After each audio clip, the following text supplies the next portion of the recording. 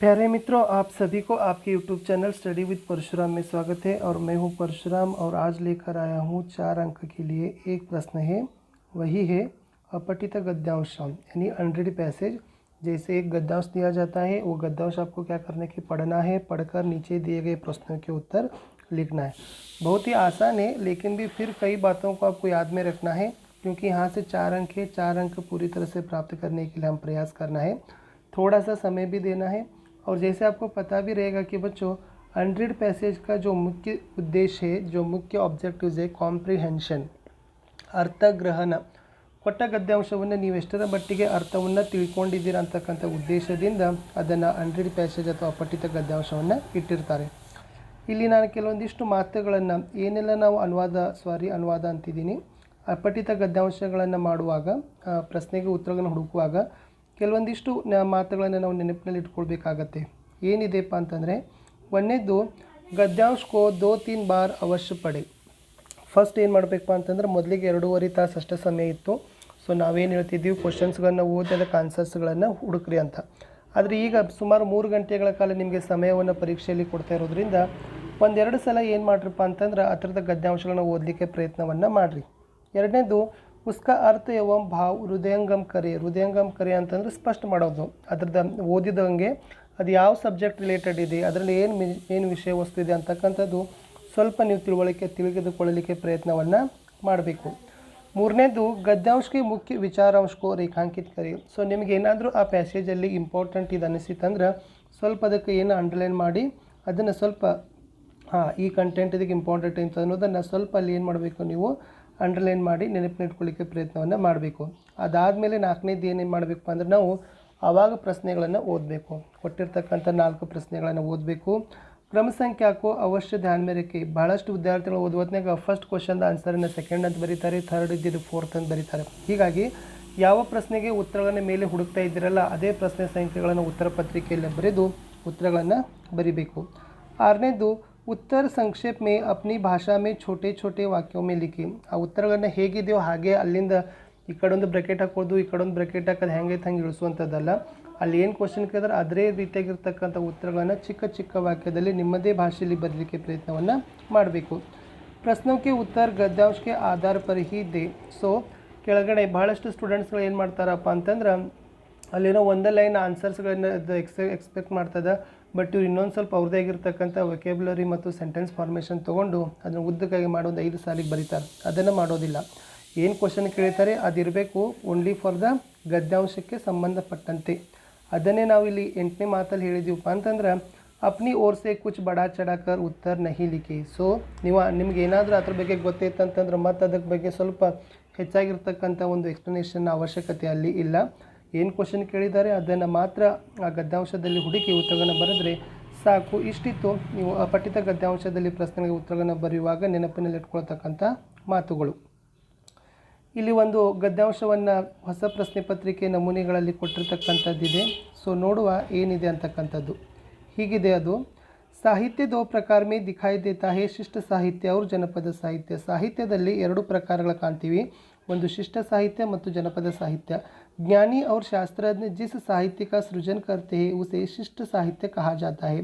ಯಾರು ವಿದ್ಯಾವಂತರಾಗಿರ್ಬೋದು, ಶಾಸ್ತ್ರಜ್ಞರು, ಪಂಡಿತರು, ಅವರು ಸಾಹಿತ್ಯವನ್ನು ಸೃಜನೆ ಮಾಡ್ತಾರಲ್ಲ, ಸೃಷ್ಟಿಸ್ತಾರಲ್ಲ, ಅದನ್ನೇ ನಾವು ಶಿಷ್ಟ ಸಾಹಿತ್ಯ ಅಂತ ಕರಿತೀವಿ.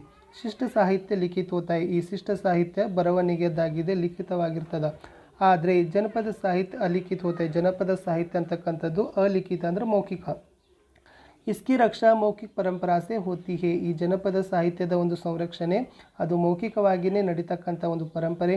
ಜ್ಯಾದಾತರ ಜನಪದ ಸಾಹಿತ್ಯ ಗ್ರಾಮವೊಮ್ಮೆ ಜನ್ಮ ಲೇತೆ ಹೇ. ಹೆಚ್ಚು ಒಂದು ಜನಪದ ಸಾಹಿತ್ಯ ಹುಟ್ಕೊಂಡಿದ್ದು ಗ್ರಾಮಗಳಲ್ಲಿ. ಸೊ ಇಷ್ಟು ನಾವು ಓದಿದ್ದೀವಿ, ಅರ್ಥನೂ ಮಾಡ್ಕೊಂಡಿವಿ. ಇನ್ನು ಕ್ವಶನ್ಸ್ಗಳ ಕಡೆ ನೋಡೋಣ ಏನೇನಿದೆ ಅಂತಕ್ಕಂಥದ್ದು. ಒಂದೇದಿದೆ ಸಾಹಿತ್ಯಕ್ಕೆ 2 ಪ್ರಕಾರ ಕೌನ್ ಸೆ ಹೇ. ಸಾಹಿತ್ಯದಲ್ಲಿರ್ತಕ್ಕಂಥ 2 ಪ್ರಕಾರಗಳು ಯಾವುವು? ಒಂದನೇ ಪ್ರಶ್ನೆ ಇದೆ. ಎರಡನೇದು ಶಿಷ್ಟ ಸಾಹಿತ್ಯಕ ಸೃಜನ್ ಕೈಸೆ ಹೋತಾ ಹೇ. ಶಿಷ್ಟ ಸಾಹಿತ್ಯದ ಸೃಜನೆ ಹೇಗಾಯಿತು. ಮೂರನೇದು ಜನಪದ ಸಾಹಿತ್ಯ ಕ್ಯಾ ಹೇ. ಜನಪದ ಸಾಹಿತ್ಯ ಅಂದರೆ ಏನು. 4 ಜನಪದ ಸಾಹಿತ್ಯಕ ಜನ್ಮ ಕಹಾ ಹುವಾ. ಜನಪದ ಸಾಹಿತ್ಯವು ಎಲ್ಲಿ ಹುಟ್ಟಿಕೊಂಡಿತು. ಸೊ ಇಲ್ಲಿ ನಾವು ಉತ್ತರಗಳನ್ನು ಬರಲಿಕ್ಕೇನು ಕೂಡ ಪ್ರಯತ್ನವನ್ನು ಮಾಡಬೇಕು. ಉತ್ತರ ಇದೆ. ಒಂದನೇದಿದೆ ಸಾಹಿತ್ಯದಲ್ಲಿ 2 ಪ್ರಕಾರಗಳು, ಜನಪದ ಸಾಹಿತ್ಯ, ಶಿಷ್ಟ ಸಾಹಿತ್ಯ. ಆಮೇಲೆ ಶಿಷ್ಟ ಸಾಹಿತ್ಯವು ಹೇಗೆ ಹುಟ್ಟಿಕೊಂಡಿತು? ಜ್ಞಾನಿ ಮತ್ತು ಶಾಸ್ತ್ರಜ್ಞರಿಂದ ಏನಾಗ್ತದಪ್ಪ ಅಂದ್ರೆ ಯಾವ ಸಾಹಿತ್ಯ ಹುಟ್ಕೋತೈತಲ್ಲ ಅದನ್ನು ನಾವೇನಂತೀವಿ? ಶಿಷ್ಟ ಸಾಹಿತ್ಯ ಅಂತ ಕರಿತೀವಿ. ಆಮೇಲೆ ಜನಪದ ಸಾಹಿತ್ಯ ಅಂದರೆ ಏನಂತಿದೆ ಅವ್ರು ಕೊಟ್ಟಿದ್ದಾರೆ. ಜನಪದ ಸಾಹಿತ್ಯ ಅಲಿಖಿತ ಸಾಹಿತ್ಯವಾಗಿದೆ. ಆಮೇಲೆ ಪ್ರಶ್ನೆ 4 ಇದೆ, ಜನಪದ ಸಾಹಿತ್ಯದ ಉದಯ ಎಲ್ಲಿ ಆಯಿತು? ಜನಪದ ಸಾಹಿತ್ಯದ ಉದಯ ಗ್ರಾಮಗಳಲ್ಲಿ ಆಯಿತು. ಸೊ ಈ ಥರನಾಗಿ ನಾವು ಉತ್ತರಗಳನ್ನು, ಅದೇ ಪ್ರಶ್ನೆ ಇದೆ, ಆ ಪ್ರಶ್ನೆಯಲ್ಲಿ ನಾವು ಉತ್ತರಗಳನ್ನು ಹಾಕಬೇಕು. ನೆನಪಿಟ್ಕೊಡ್ರಿ, साहित्य के 2 प्रकार कौन कौन से अंदर ಇದು ಹಾಗೆ ತಗೋಬೇಕು. साहित्य के 2 प्रकार शिष्ट साहित्य और जनपद साहित्य है. ಎರಡನೇದು, शिष्ट साहित्य का सृजन कैसे होता है? ज्ञानी और शास्त्रज्ञों से शिष्ट साहित्य का सृजन होता है. जनपद साहित्य क्या है? जनपद साहित्य अलिखित साहित्य है. जनपद साहित्य का जन्म कहाँ हुआ? जनपद साहित्य का जन्म ग्रामों में हुआ.